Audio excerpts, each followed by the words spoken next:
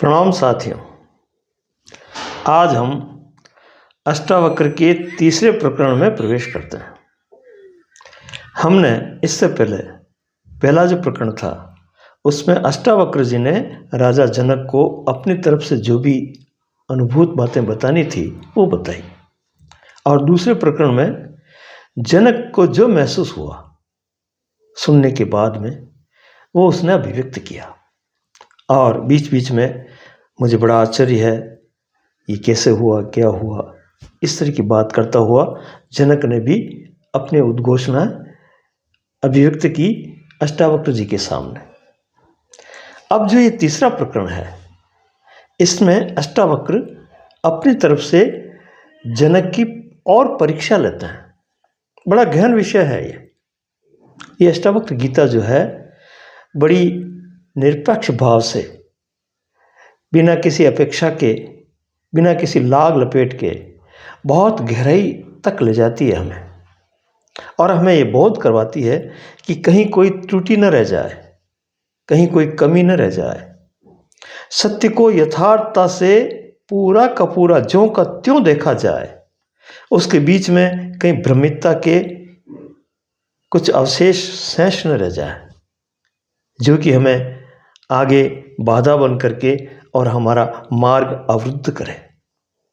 इसलिए बहुत ही पैनी दृष्टि से, बहुत ही गहराई से अष्टावक्र जनक को कहते हैं, अविनाशी आत्मानम एकम विज्ञाय तत्वतः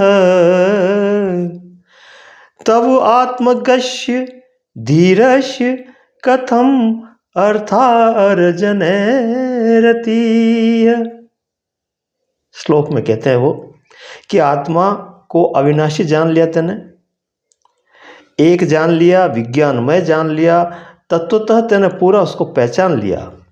तुम आत्मा के ज्ञाता हो गए, धीर हो गए, शांत हो गए। फिर ये धन की तरफ तुम्हारा मन क्यों दौड़ता है, धन संग्रह की ओर मन क्यों बार बार जाता है, ऐसी बातें करते हुए भी। यह बहुत ही गहरी बात, गहरा परीक्षण जो है अष्टावक्र जनक के प्रति कर रहे हैं।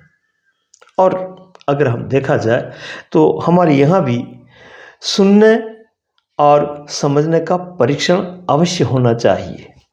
हमने बहुत सी बातें सुनी है, शास्त्रों से पढ़ी है, और फिर उसको दोहरा देते हैं, जो का त्यों कह देते हैं, और कहते हुए ऐसा महसूस करते हैं, ऐसा एहसास करते हैं कि मैं जान गया, मैं समझ गया। ये सब होने के बावजूद भी हमारी जो हरकतें हैं, हमारी जो क्रियाएं प्रतिक्रियाएं हैं मन की, वो वैसी की वैसी पूरा नहीं बनी रहती है।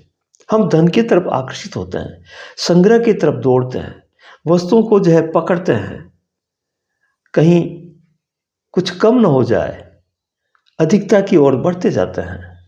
ये हमारी जो दौड़ धूप है वो बंद नहीं होती है। इसका मतलब क्या हुआ, हमारी कथनी और करनी में अंतर है। हम कह कुछ रहे हैं और कर कुछ रहे हैं, इसका मतलब हुआ हम समझे नहीं। ऐसे अनेक प्रवचन, अनेक संप्रदायों में, अनेक धर्मों में बड़े बड़े मंच पर बैठ करके लोगों को, भीड़ को समझाते हुए लोग कहते हैं, लेकिन उनके भीतर अगर झांका जाए, उनकी हरकतों को देखा जाए, तो वो वहीं खड़े हैं जहाँ पहले थे। वो का वो उनका धन संग्रह, वो कि वो वस्तुओं के प्रति प्रीति, वो का वो दिखावा, वो कि वो आपाधापी। तो फिर ये तो कहाँ सुनी हो गई, समझ कहाँ आई? ये कहाँ समझ में आया कि सब कुछ आत्मा है, आत्मा एक ही है। तत्वतः उसे कैसे जाना? नहीं जाना ना। तो तथाकथित ज्ञानी पर आक्षेप करते हुए अष्टावक्र जो है बहुत ही गहराई से इसका अन्वेषण करते हैं कि खाली कहने सुने मात्र से ही काम बन जाएगा, ऐसा नहीं है जनक। ऐसा तो बहुत से कहते हुए सुने हैं, बहुत से लोग जो है प्रश्नोत्तर करते हुए, कहा सुनी करते हुए और वाद विवाद और वितर्क करते हुए, एक दूसरे को जो है ऊंचा नीचा दिखाते हुए इस संसार में ये वितंडतावाद बहुत ही चल रहा है, एक दूसरे में उलझे हुए हैं और अपने को परम ज्ञानी सिद्ध करने के लिए सिर्फ बातें कह करके ही सिद्ध करते हैं वो, न कि उनके आचरण में कुछ आया है, न कि वो उसमें गुजरे हैं, न उसको जो है उन्होंने अपने भीतर जो है उतारा है, उस पर खड़े नहीं हैं, वो वैसे के वैसे जी नहीं रहे हैं। इसका मतलब क्या हुआ? जो कह रहे हैं वैसा जीना उनको नहीं आ रहा है, इसका मतलब पूरी समझ नहीं आई। इसलिए अष्टावक्र सावधान करते हैं जनक को और बहुत ही गहराई से कि जनक, तू जो ये उद्घोष कर रहा है, दूसरे प्रकरण में जो उद्घोष किए थे, तू जो ये जितने भी कर रहा है, इसे मत मान लेना, मत समझ लेना कि मैं समझ गया। बहुत ही गहराई में जाना है तुझे, क्योंकि बहुत सी बार कहने में क्या जोर आता है, कोई भी कह देता है और बड़ा चढ़ा करके कह सकता है वो, लेकिन वैसा होना ये बहुत बड़ी बात है। जब तक हम वैसे होएंगे नहीं, वैसे जिएंगे नहीं, वैसा अपना आप में अनुभूत नहीं करेंगे, वैसा एहसास नहीं करेंगे, उसी मस्ती में, उसी आनंद में, उसी निर्भयता में, उसी स्वतंत्रता में जब तक नहीं होंगे हम, तब तक ये कहा सुनी काम नहीं देगी। कहा सुनी बहुत चल रही है और उससे प्रदूषण ही फैल रहा है। जितनी कहा सुनी चल रही है, उतना एक अहंकार बीच में से उभर रहा है कि मैं ज़्यादा जानता हूँ, मैं ज़्यादा जानता हूँ। इस प्रकार से वाद विवाद के इस घर्षण में प्रदूषण फैल करके और वास्तविकता क्या है उसका पता नहीं लग रहा है, वो जहाँ की तरह दबी पड़ी है। इसलिए हे जनक, इतना कहने वाले मैंने सुने हैं, अष्टावक्र कहते हैं कि बहुत सी बड़ी बड़ी बातें, बड़े बड़े प्रवचन, बड़ी बड़ी बातें करके और लोगों को समझाने वाले, दिशा निर्देश देने वाले को मैंने देखा है कि वो संग्रह की ओर उनका मन दौड़ रहा है। अभी तक जो है वो जो वास्तविकता है उस पर वो खड़े नहीं हैं। वो उनकी दौड़ धूप ज्यों की त्यों, जैसी की तैसी बनी हुई है।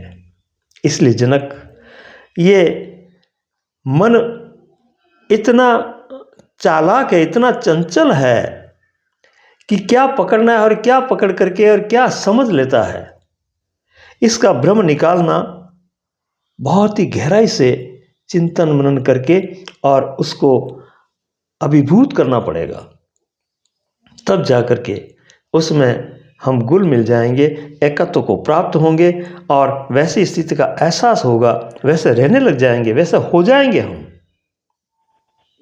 तब कहीं बात बनती है। वरना तो कहते हुए भी लोग जो है इधर उधर भटकते रहते हैं। एक छोटा सा प्रसंग है। एक बार एक व्यक्ति ने तोते पाले, बहुत से तोतों को पालने का शौक था उसका, उसने पाल लिए और उसको ये भय था कि कहीं इनको कोई बहेलिया, कोई जानवर पकड़ने वाला कहीं जाल डाल करके उनको लेकर के न चला जाए, तो क्या करूं मैं। तो उसने सब तोतों को, उस झुंड को ये समझाया कि कोई दाना डाले तो खाना नहीं, उड़ जाना। क्या बात बताई उसको, तोतों को सिखाया उसने, रटाया कि कोई दाना डाले तो खाना नहीं, उड़ जाना, ऐसी बात उसने सिखा दी। सब तोते वैसे सीख गए और वैसे ही बोलने लगे। अब वो आराम से जो है उनके साथ रहता और उसको निश्चिंत हो गया कि अब इनको कोई पकड़ने वाला नहीं है, क्योंकि जो ही पकड़ने जाएगा और ये जब बोलेंगे तो खुद समझ जाएगा कि ये तो बड़े होशियार हैं तोते, ये मेरी जाल में आने वाले नहीं है। पहले से ही कह रहे हैं ये कि कोई दाना डाले तो चुगना नहीं, उड़ जाना। तो एक दिन का समय एक कोई बहेलिया उधर से निकला और उन तोतों को पकड़ने का प्रयास किया। तो तोते बोले कि कोई दाना डाले तो चुगना नहीं, उड़ जाना।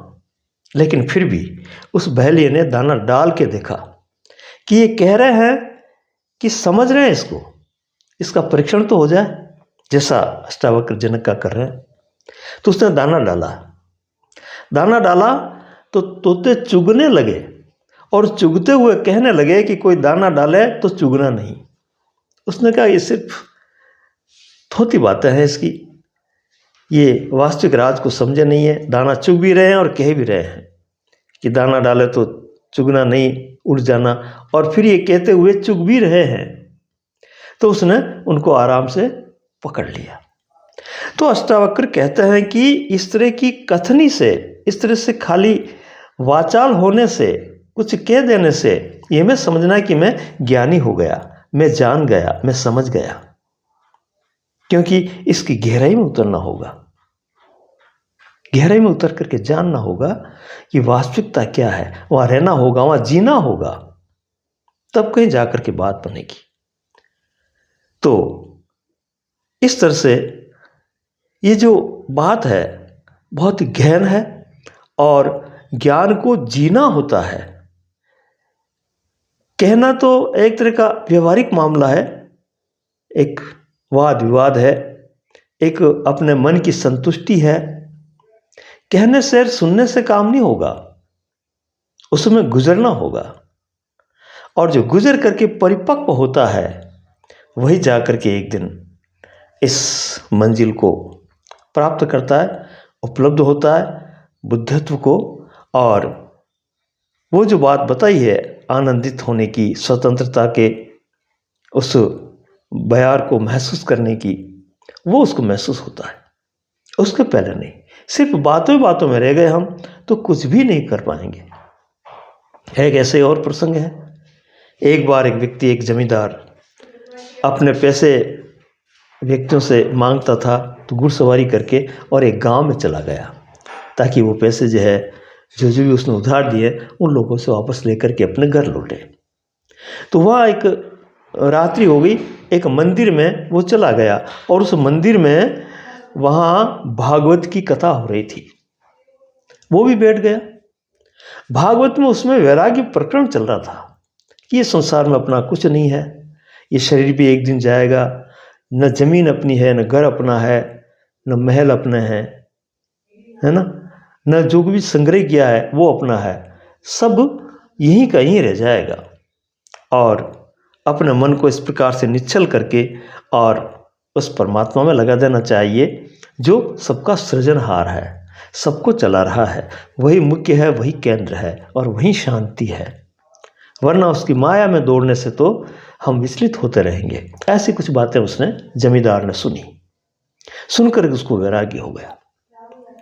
वैराग्य हो गया तो उसने एक कागज लिखा, कागज लिख करके और फिर जो है एक व्यक्ति को दिया और कहा कि मेरी जितनी भी ज़मीन है, मेरा ये घोड़ा है, इस पर बैठ करके ये कागज़ उन लोगों को बताना, वहाँ तुझ तेरे नाम कर रहा हूँ सब में, मुझे कुछ नहीं चाहिए, मुझे वैराग्य प्राप्त हो गया है।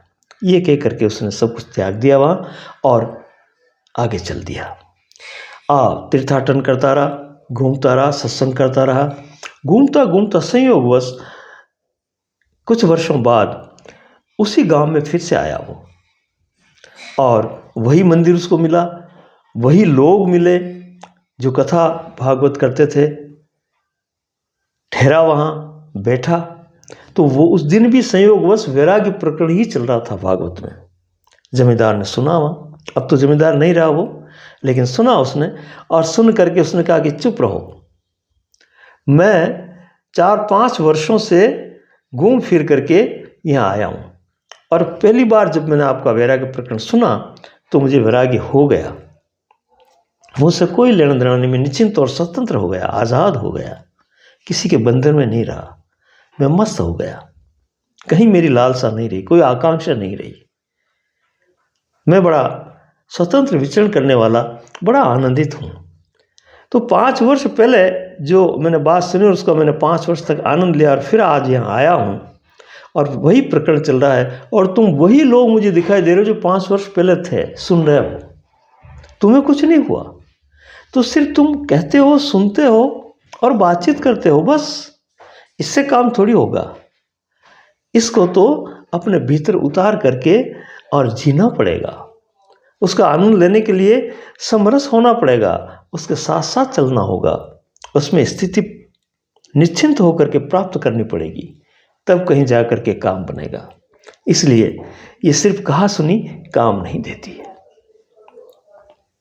तो ज्ञान में जो जीने की सार्थकता है, जो समर्थ है कि इस बात को समझ करके उसमें जी सके, वही समर्थ है, वही आनंदित हो सकता है, वही अनुभूत हो सकता है। इसलिए बड़ा गहन विषय है ये। इसको बड़े ध्यान से, बड़े मनन और चिंतन पूर्वक इसको धीरे धीरे समझते हुए, क्योंकि बहुत सी बातें मन में भरी पड़ी है, हमने यही काम किया है, उस मन के भराव को भरते गए हैं, तो बहुत सी बातें उसमें जमी पड़ी है। ये ऊपर ऊपर जो है हम इसको थोड़ा थोड़ा कहने सुनने तक ही सीमित करेंगे तो हम वो अनुभूत नहीं कर पाएंगे जो अष्टावक्र कह रहे हैं। इसलिए जनक को सावधान करते हैं कि तू इतना जल्दी जो है एक आवेशित होकर के घोषणा मत कर, सम्मोहित होकर के घोषणा मत कर, तू बहुत ही गहराई से देख इसको। ऐसे बहुत से लोग देखे हैं मैंने जो इतना सब कुछ करते हुए भी अर्थ की तरफ, कथम अर्थार्जने रति है, अर्थों को अर्जन करने की रति, उनका स्वभाव, उनकी रुचि उनमें कैसे लगी रहती है। इतना करने के बावजूद भी अगर ऐसी लगी रहती है और फिर कहते भी हैं, तो फिर वो बात नहीं हुई जो होनी चाहिए। धन्यवाद।